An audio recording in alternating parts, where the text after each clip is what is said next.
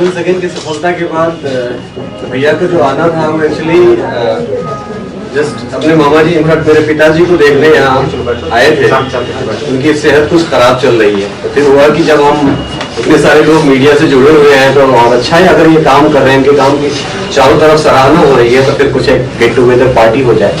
तो शाम को एक प्रेस ब्रीफिंग थी, काफ़ी बढ़िया रहा। इसके बाद सर से मेरी बात हुई, फिर यहाँ है।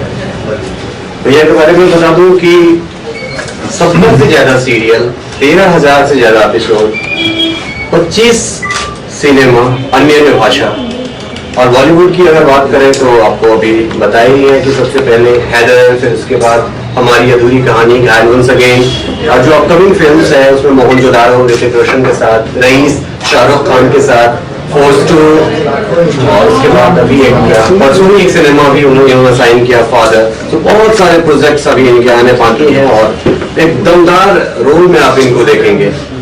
बस इनके विषय में इतना ही कहना चाहता हूँ। बहुत ही वर्सेटाइल है, काम लेने में बहुत ही चूजी है, बहुत सारी काम लेते हैं लेकिन बहुत दमदार काम लेते हैं। बस इतना ही कहना चाहूँगा, बाकी आप इनसे ही जाने तो ज़्यादा बढ़िया रहेगा। धन्यवाद।